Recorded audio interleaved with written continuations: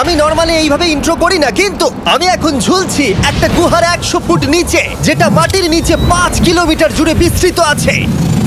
আর আমরা এটা পছন্দ করি বা না করি, যখনই আমি আর আমার বন্ধুরা মাটি টাচ করলাম, আমরা অফিসিয়ালি এখানে আগামী 7টা দিন কাটাতে চলেছি। বাবারে, এটা আমার জীবনে করা সবথেকে ভয়ঙ্কর জিনিস। প্রথমত, আমাদের এখন এখান থেকে অনেকটা দূরে যেতে হবে। কেন? যদি ঝড় বৃষ্টি হয় তাহলে এই পুরো জায়গাটা জলে ভরে যেতে পারে, আর সমুদ্রের মতো ঢেউ এসে সবাইকে ভাসিয়ে নিয়ে যেতে পারে। সেই জন্য আমাদের আরো ভিতরে যেতে হবে একটা বেস ক্যাম্প বানানোর জন্য। ভাই এটা পুরো পাগলাম। এটা একটা অন্য জগৎ মনে হচ্ছে। এই কেভ এন্ট্রান্সটা হয়তো দেখতে সুন্দর, কিন্তু দেখে যা মনে হচ্ছে আসলে তা নয়। আর আমরা হয়তো জানি না যে আগামী 7টা দিন আমাদের জীবনের সব থেকে কঠিন সময় হতে চলেছে। সব থেকে বাজে ডিসিশন। ঠিক আছে, আর কিছুক্ষণের মধ্যেই অন্ধকার হতে চলেছে। ক্যাম্প না করলে আমরা বিপদে পড়বো। আমরা কোথায় যাচ্ছি সেটা কি বলবে? আমাদের ক্যাম্প সেটআপের জন্য একটা ফ্ল্যাট গ্রাউন্ড খুঁজতেই হবে। কেভের ভেতরে ঢোকার পরে আমরা এমন একটা জায়গা খুঁজে পেলাম যেটা অনেকটা উঁচুতে থাকায় আমরা জল থেকে সুরক্ষিত থাকতে পারবো। তার মানে এটা ক্যাম্পের জন্য পারফেক্ট। পারফেক্টটা একটু বেশি হয়ে গেল। মোটামুটি বলা যেতে পারে। ঠিক আছে, ক্যাম্পের জন্য মোটামুটি। প্রথম দিনের বাকিটা আমরা কাটিয়ে দিলাম আমাদের জিনিসপত্র আনতে। প্রত্যেকটা ব্যাগের ওজন প্রায় 80 পাউন্ডস। আর যেমনটা তোমরা ফুটেজে দেখছো, আমরা এটা করতে 4 ঘন্টা লাগিয়ে দিলাম। এখান থেকে যাওয়া খুব কঠিন। তারপরে আমরা সবাই বেস ক্যাম্পে ফিরে গেলাম। ঠিক আছে, আমরা এখানে লাইট লাগিয়ে দিলাম। আমাদের সব জিনিসপত্র হোম বেসে চলে এসেছে। একটু ক্যামেরাটা ওদিকে দেখাবে? ওদিকটা কিন্তু ভয়ানক অন্ধকার, আর সবসময় এরকমই থাকবে। তাই আমরা ক্যাম্পিং গ্রাউন্ডের জন্য খুব বেশি কিছু করতে পারলাম না। কটা ফুটো করে দড়ি টাঙিয়ে দিলাম। এটা ধরো আর ওঠো দেখি। মনে হচ্ছে আমাদের হ্যামকগুলো ভালোই সাপোর্ট পাবে। আর তারপরে আমাদের সার্ভাইভাল গাইড জোয়ের সাহায্যে আমরা হ্যামক টাঙালাম। এই সরু দড়িটা আমার হ্যামকটাকে ধরে রাখবে। হ্যাঁ, ডিনার খেয়ে আমরা প্রথম রাত্রি ঠান্ডার জন্য তৈরি হলাম। আমি মিথ্যে কথা বলবো না, আমি যতটা ভেবেছিলাম তার থেকে এই হ্যামকটা অনেক বেশি কমফোর্টেবল। এই আমি তো আমার চমকেই হাতটা তো গেছিলাম। বড় কেন ভাই? এই কেভটা 2.5 কিলোমিটার ডিপ, আর আমরা এখন এন্ট্রান্সের কাছেই ক্যাম্পিং করছি। কাল আমরা অনেক কিছু এক্সপ্লোর করব। তোমরা কেমন ঘুমালে?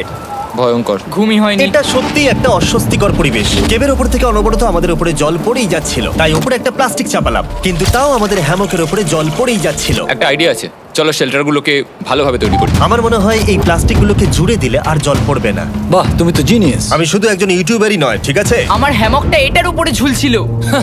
মানে দেখো, আমি আরেকটু হলে হ্যামক থেকে নেমে পড়ে যেতাম। আর আমরা সেই সময় এটা বুঝতেই পারিনি যে এই গর্তটা প্রায় 40 ফুট গভীর। তাই যখন আমি আর শন প্লাস্টিকগুলোকে জুড়ছিলাম, তখন ম্যাক আর কার্ল এই গর্তটা কতটা ভয়ঙ্কর সেটা দেখতে গেল। আমার হ্যামকটা দেখতে পাচ্ছো? ওখানে আমি ঘুমোচ্ছিলাম। এদিকটা দেখো। আর যেহেতু এই কেভে সব একই রকম দেখতে, তাই আমাদেরকে ফলো করা অনেকটাই কঠিন ছিল। এই ম্যাপে তোমরা আমাদের হোম বেস দেখতে পারবে, আর দেখতে পারবে ওরা ওখান থেকে কত দূর হ্যাঁ, যাচ্ছে। এটা তো খুবই ভয়ঙ্কর। ভাই এটা পাগলামো। আর যখন ছেলেরা র্যান্ডমলি এক্সপ্লোর করছিল, তখন আমি আর শন ক্যাম্পে কাজ করছিলাম। এই স্লিপিং ব্যাগটা এখানে কেন পড়ে? কারণ এটার থেকে পিয়ের গন্ধ বেরোচ্ছে। ইয়া, এটার থেকে শেখা উচিত স্লিপিং ব্যাগ ভাড়া নিতে নেই। আমরা স্লিপিং ব্যাগ কেন ভাড়া আমি- নিয়েছি? কেন আমি আমরা জানি না। স্লিপিং ব্যাগ গুলো কিনে আনতে পারলাম না? আর তারপরে আমরা এই দুটো প্লাস্টিককে জিপ টাই দিয়ে জুড়ে দিলাম। কিছু মনে করো না, এই দড়িটার উপরে আমার জীবন বাজি আছে। আর তখন ওইদিকে ম্যাক আর কার্ল তখন ওই গর্তের মধ্যে। ও মাই গড, ম্যাক! আর শেষ পর্যন্ত ওরা একদম নিচে পৌঁছে গেল। এই! আমি তো ভাবলাম সবাই ক্যাম্প নিয়ে কাজ করবে। আমরা শুধু দেখাচ্ছিলাম জায়গাটা কতটা ভয়ঙ্কর। না পড়লেই হবে, তোমাদের স্কিল নেই। আচ্ছা ঠিক আছে। আর যদিও ওদের এবার ফিরে আসা উচিত ছিল, কিন্তু কাল আর ম্যাক এটা কতটা গভীর সেটা দেখানোর চেষ্টা করলো। ভাই এটা দেখতে দারুণ লাগছে। তুমি কি নদীটাকে পার করতে পারবে? কিন্তু ওরা এটা জানে না যে এই রিভারটা এই কেভের গোটাটাই জুড়ে আছে। তার মানে এর মধ্যেও আমাদের কিছুটা সময় কাটাতে হতেই পারে। ওই তো ওরা এসে গেছে। এসো। তোমরা রান্না করে রেখেছো তো? হ্যাঁ, রান্না করেছি। ঠিক বলেছ। একটা নতুন বাড়ি, ঠিক বলেছি তো? একদম। এখন আমাদের একটা ছাদ আছে। আর এটা তো দারুণ। জিমি রান্না বেশ ভালোই আর করেছে। আমরা আমাদের ফায়ার পিটটাকে এই সুন্দর জায়গাটাতে নিয়ে এসেছি। জায়গাটা কেমন? বেশ গরম। আরামদায়ক। এই পাথরগুলো গরমটাকে ধরে রাখবে এবং ওপর থেকে যে পি পড়ছে সেগুলোকে আটকে দেবে। ওটা পি নয়। তাহলে ওটাকে কি বলবো? যদি জানি না, হয়তো বৃষ্টির জল হবে বা না, এটা বৃষ্টি নয়, না, পাথর মানে ইয়ে তুমি- করছে। এই একটু উপরে দেখাও। তুমি মেঘ দেখতে পাচ্ছো? পাথর দেখা যাচ্ছে। এটা বৃষ্টি নয়, রক পি। Rock P. ঠিক আছে, রক পি। ঠিক আছে, এটা রক পি। আর একটা শুকনো রাত ঘুমিয়ে কাটাবার পরে আমরা ঠিক করলাম জো আমাদের সার্ভাইভাল এক্সপার্ট, তাকে নিয়ে আমরা কেভের শেষ প্রান্ত অব্দি যাব।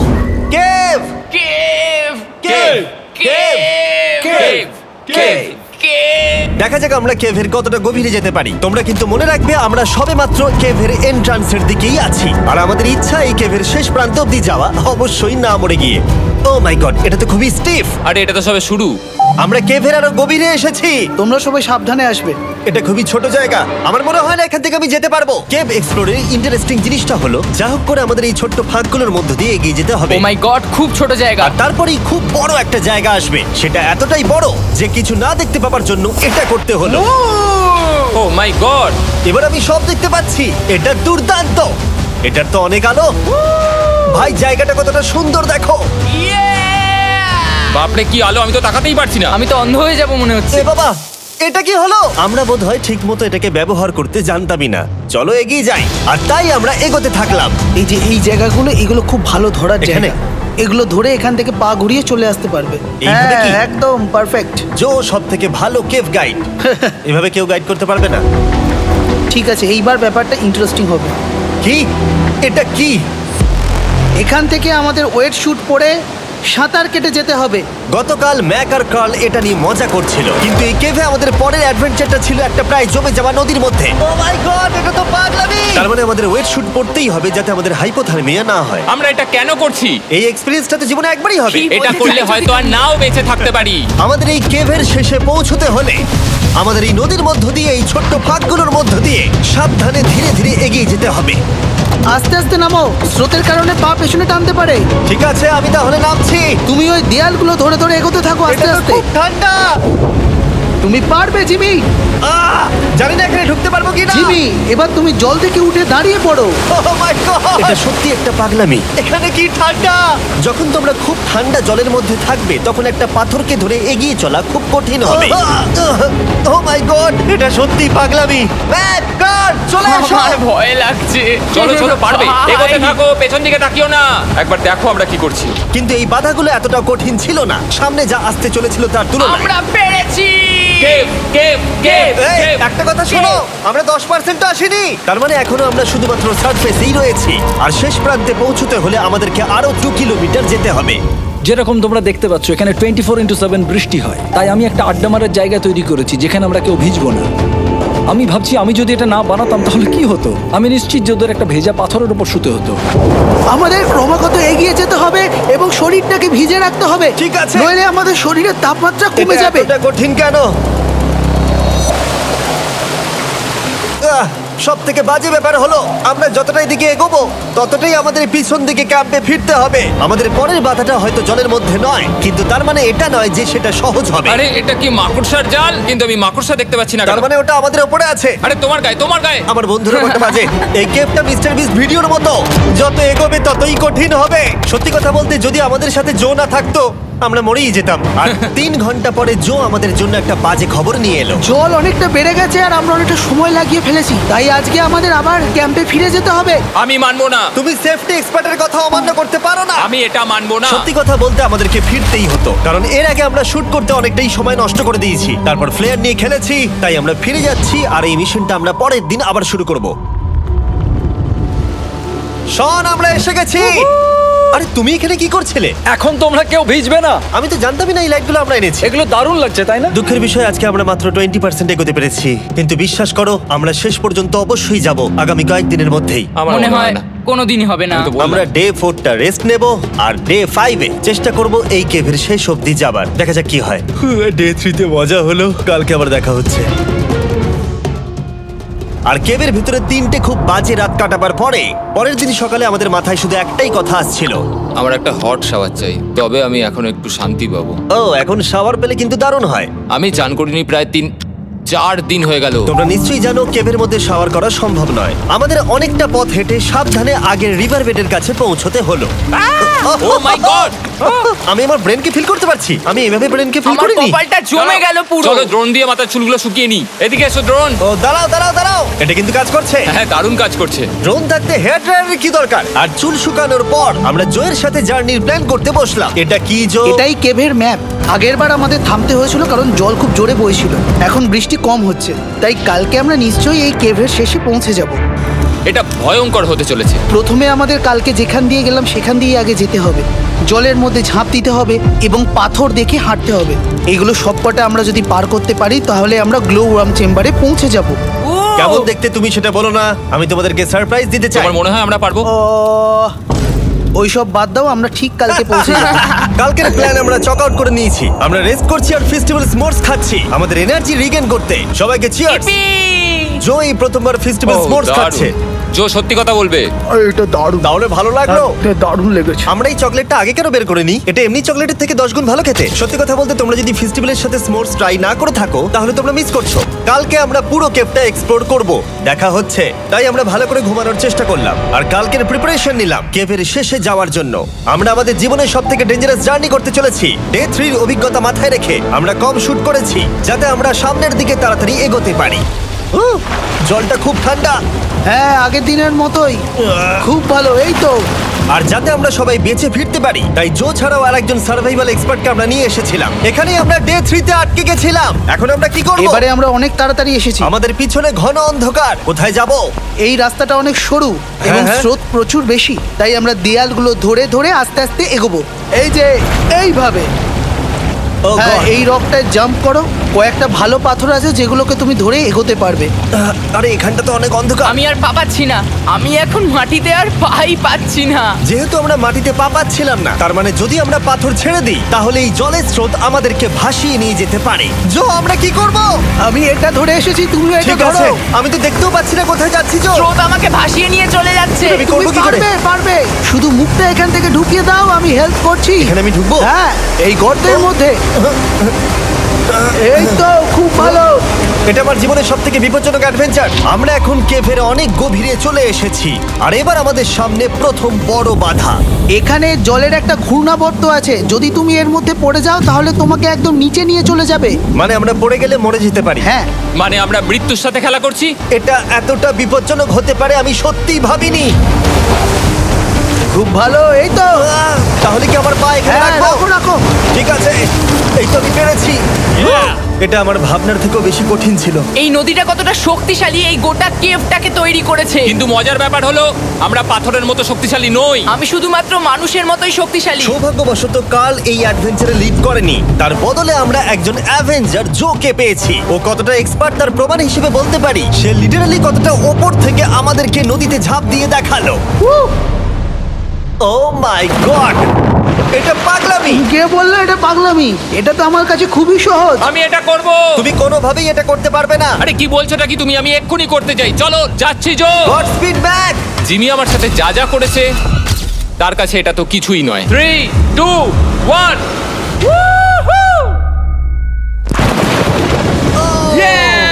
তুমি করবে? না, আমরা না এগুলো শেষ পর্যন্ত যেতে পারবো না।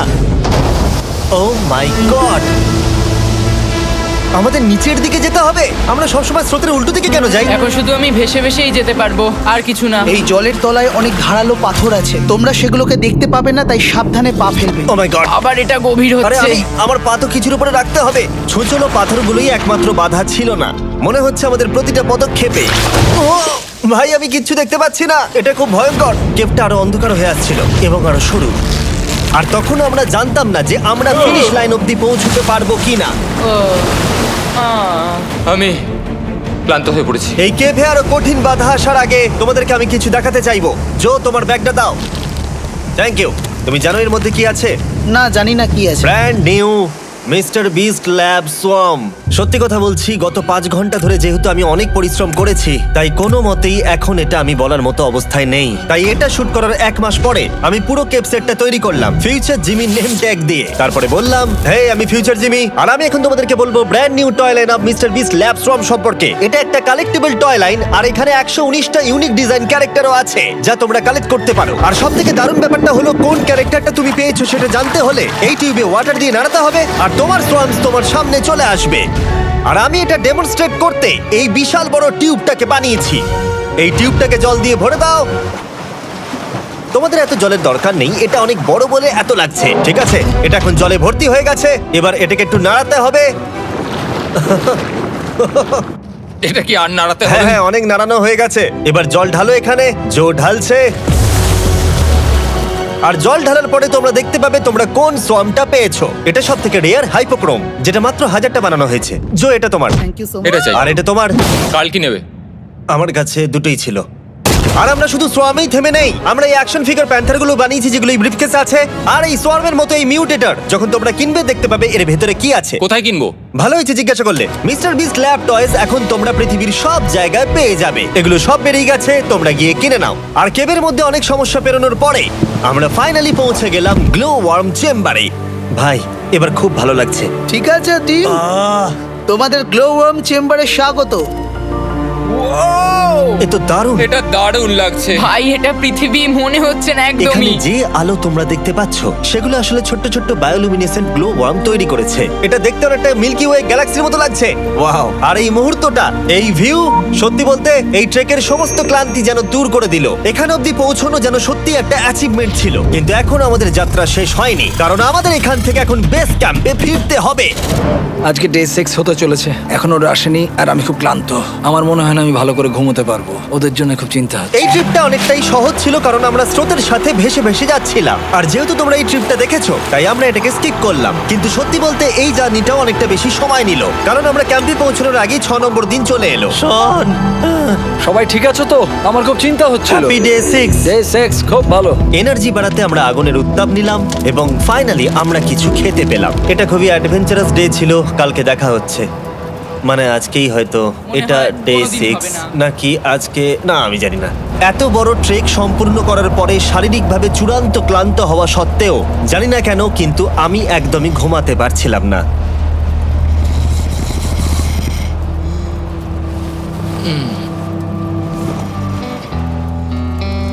আমি 7 দিন সলিটারি কনফাইনমেন্টে কাটিয়েছি, কবরে কাটিয়েছি, 7 দিন রাফটে থেকেছি। কিন্তু সত্যি কথা বলতে এটা সবার থেকে বেশি কঠিন ছিল, কারণ সব সময় ভিজে, ঠান্ডা, প্রত্যেক মুহূর্তে এই পাথরগুলো শরীরে ব্যথা দিচ্ছে। বেশিরভাগ সময়টাই এই কেভটা দুঃস্বপ্নের মতো ছিল। কিন্তু তোমার আর আমার মধ্যে জিমি! ইয়ো! গার্ড, আমাকে দেখতে পাচ্ছো? এটা পৃথিবীর সবথেকে উজ্জ্বল টর্চ। মজার মুহূর্ত অনেক ছিল। মাটির নিচে 300 ফুট গভীরে অভিযান চালানো থেকে আমাদের সবাই মিলে হ্যামক নিয়ে হাসাহাসি করা সবকিছুই এই অভিযানের অংশ ছিল। যেহেতু আমাদের সঙ্গ দারুণ, চলো তিমির মতো আওয়াজ করো। তাই এই ভিজে, ঠান্ডা, পাথুরে অদ্ভুত কেভের ট্রিপটা বদলে গেল আমাদের জীবনের সব থেকে সুন্দর মুহূর্তে।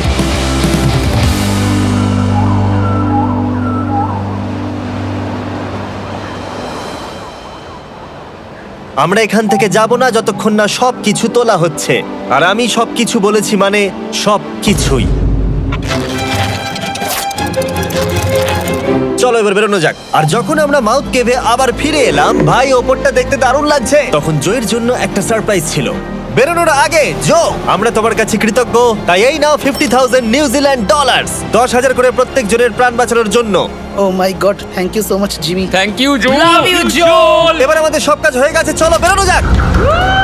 7টা দিন পরে আমরা ফাইনালি এখান থেকে বেরোচ্ছি।